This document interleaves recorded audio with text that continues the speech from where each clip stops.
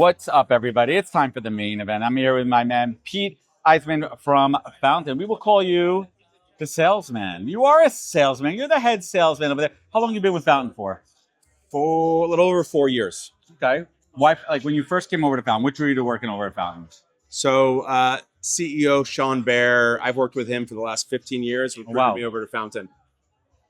It's so interesting, and I see this a lot specifically in this space where you follow. So what specifically is it about Sean? I'm not, listen, he's writing the checks over here, but for real, like we're in the world of talent, we're in the world of, why do you follow Sean? When Sean says, hey, I'm working on something, I want you to come in. What is it? So we started a company 10 years ago doing on-demand valet parking. Think Uber for valet parking your car. We were in 10 cities. Sean's an innovator. Sean is a fantastic salesperson himself.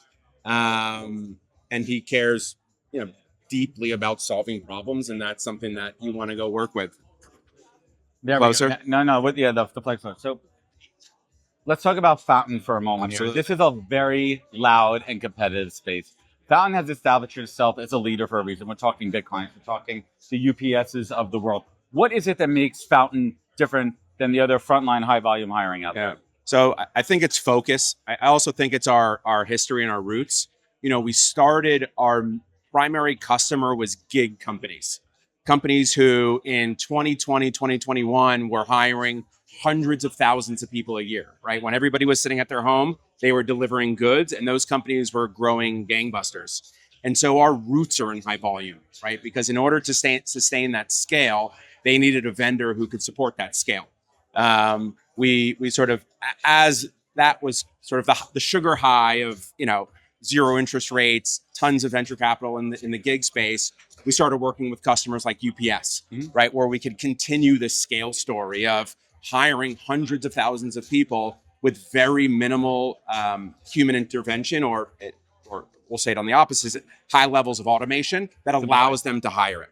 And it's so interesting too. So anyone out there, like, there's lots of different use cases in the world of recruitment. But when we're talking about seasonal, when we're talking about hourly, when we're talking about high volume, you don't need a multi-touch process. You need a process that can evaluate, screen, hire, offer, hire, and fact check. I mean, background check seamlessly there. And we're using AI in this. So how will we move from generative AI to now more agentic AI in this process? Yeah. So in the way that we describe it is generative AI is GPS, right? You put in where you want to go, it tells you how to get there. You still have to drive the car.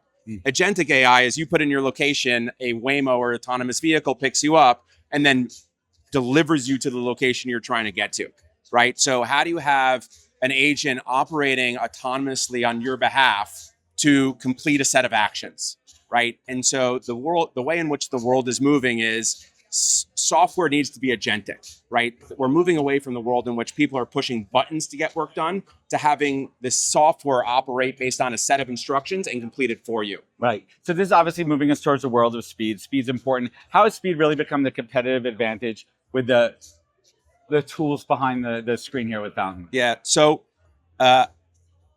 agentic really lends itself to scale, right? And in Frontline, scale is everything. Given the number of roles you're hiring for, the turnover of those roles, the speed at which you need to hire those roles, it's a really great place for agentic to thrive, because what you're trying to do is move from a deterministic automation to a probabilistic, which increases speed and gets somebody from application to offer and ongoing retention faster.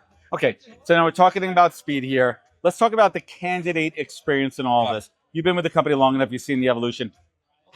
Where did we start to where we are now, and how is the satisfaction and speed increased with candidates applying to starting? Yeah, so I think a really telling statistic that we've seen is when given a choice between an instant AI interview and a scheduled human interview, 75% of the time, the candidate chooses the instant AI interview. They can interview on there, and I didn't mean to interrupt you there. People underestimate the ability for a candidate to interview on their time whenever is exponentially more powerful, more efficient, faster. Plus, you're clearing your pipelines. Yeah. The other thing I would say is it's more equitable, right? Because the type of roles that we're hiring for, you're getting off your night shift, you're getting off your end of day shift, you're having to pick up your kid from daycare. Who's going to be ready for an interview at that moment? Exactly. But also, and they still want to interview, and you do not have recruiters staffed at that time. And you want to be able to attract that talent. And the only way to do so is by having a 24/7 standardized interview that you can have it at any time, anywhere. What you're doing is you're meeting candidates when and where they are. So Matt Lavery, who was, our huge champion at UPS. Rest in peace. Rest in peace. Absolutely. Legend. That was the words he used. We need to meet the candidates where we are. We need to automate what needs to be automated. And we always need to make sure that we can meet the candidates where they are in the right places. Even if we introduce all this automation, how do we still make it feel human? Right. And that was Matt's how do we still keep it real? And I think that candidates are used to the automation. And when we talk about these frontline workers, I think you hit the nail on the head there. Most of the time they're working a shift at a time when a recruiter is working a shift. Correct. So given the ability where they're not like, oh crap, I got to sit in my truck in my car, I got to duck away from my shift manager to have this interview, you have the ability to, again, meet them where they are in that moment. Yeah. I mean, you can just throw numbers out at us, but how is this sped up process at some of your clients? So, I mean, we're seeing applicants get through from application start to conditional offer in under 6 minutes. 6 minute abs. 6 minute abs, not 7 minute abs. 6 minute abs. 6 minute abs. This is fantastic. So let's get into something a little deeper. How have you guys implemented? There's a lot of fraud out there in the marketplace. Yep. What are some of the tools that Fountain is using to protect your clients and protect the overall experience? Yeah. So on the one, we partner with ID verification providers. We partner with background check providers.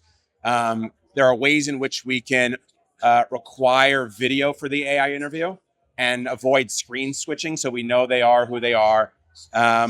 Those are ways. But even for these frontline roles, the people who get further down in the pipeline or the funnel, that's where you want to introduce a human element to it. Right? Because they're showing up for a first shift. They're showing up to a warehouse at 3 a.m. and it can't be fully automated and they just show up. Right? These are still frontline roles that interact with people that have to show up to a location. These are humans, not robots. These are humans, not robots. They are not sitting behind a computer at home, and you still need, but you want to have a human touch at the right place in the funnel. Okay, so let's talk about it for a little bit. So before you mentioned that you could literally take a candidate from application to offer there, but when does a human come in to be able to even answer questions? Yeah. So even within an AI screen, we still give the ability for an applicant to get to a place where they can be transferred to a recruiter. Right. They can further in the funnel after they've been given the conditional offer. That's where you might introduce a human. Right. But what you don't want is your small TA team interacting with the bulk of the funnel. You want them focused on a very specific part of the funnel and a very specific number of applicants who are going to be high quality in the hope that you can retain them longer, right? Because so much of retention has to do with funnel before they're hired. All right, so let's talk about it from the recruiter angle too. I'm sure you actually talk to a lot of frontline. Is there a sentiment in the marketplace that this technology is going to take a lot of these recruiters' jobs? Yep. I've talked to a lot of CHROs and TA leaders. What they're doing is, one, they're being asked to keep it flat, their organizations, but grow hiring, right? One way to do that is by having an AI recruiter as your fifth recruiter or sixth recruiter. It's like off the bench. It's like the fifth man, right? Exactly, right? Who's coming off the bench? It's going to be Anna, your AI recruiter. So it's the other thing is a lot of our customers, like they want their hiring managers to be focused on high leverage work, right? We work with a lot of this sort of decentralized hiring teams where it's the store manager doing the hiring, right? You're taking them away from the floor where they're best used. Exactly. So it's less around how do we reduce number of people we have and how do we redeploy them to focus on the job that they're actually hired for. Right. So going from capacity, automation to capacity. Correct. And we talk about this all the time in this space too. It's like, if you put the mindset on as a recruiter, how do you embrace it? Well, two things. One, as a recruiter, how do you embrace the technology where you're the subject matter expert within the team, you know how to use it, but also changing your mindset has been like, I'm going to embrace the technology because it's going to allow me to do more of the human function of recruiting. If we could automate the initial stages, the scheduling, all those pieces that can be automated and not just be so scared. I'm an in the trenches recruiter. Yep. There's so many things I wish I could remove too. And then think about candidate experience? Where are you seeing these advances from a qualitative and a quantitative angle as far as candidate experience? Yeah. So again, the in Frontline, an applicant is applying for 20 different roles at the same time. Sure they are. It's speed to offer, right? And what we've seen is positive correlation between how fast you can get them an offer and quality of candidate. Your most motivated job seekers, right? And so continuing to leverage tools that increase speed is actually correlated to increasing quality, right? And also being able to offer interviews where you might not have been able to have an interview in the past. Exactly. Because that is another strain on resources. Now you can give interviews higher in the funnel, right? Because your capacity is infinite. Yeah. So it allows more ability to just have another data point to screen for quality. Let's get nerdy for a little bit here. How are you guys dealing with the regulation, the laws, the compliance with a lot of your clients here? And like, listen, you walked around the floor today, there's some companies that may be getting a little hot water out there. Yeah, well, if you've seen Delve, there's a lot of snake oil out there too. So we try to stay ahead of it, right? We know, given the type of customers that we work with, we need to be ahead of the curve, right? We need to make sure that we are leading and blazing the way on the compliance and regulatory issues on the AI side, being completely current on, New York 144 and being able to pass audit biases, right? And make sure that we can sit there and be able to stand behind all of this stuff in AI, because at the end of the day, we're dealing with people, and HR is a very sacred space where you need to be SOC 2 compliant. You need to have, These are the important things. Exactly. Yeah, let's bring it home here. You have your crystal ball in front of you, Pete. 2 years from now, you and I are here. Well, maybe we're here, maybe we're not. Maybe we're here, maybe we're not. And we're having a similar conversation.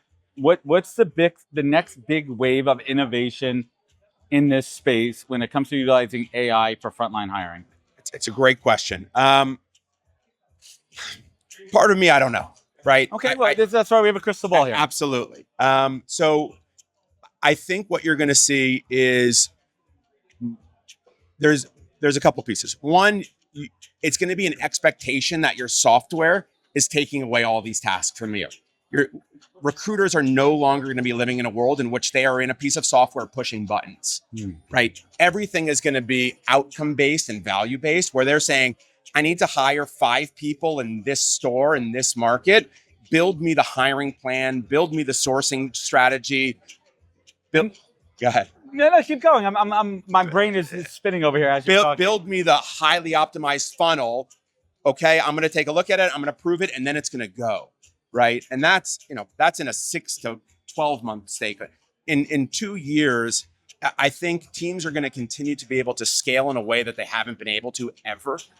And I also think there's just going to be a much more widely adopted set of tools in AI. And it's going to be top down. We lead a number of CHRO summits specifically around AI adoption.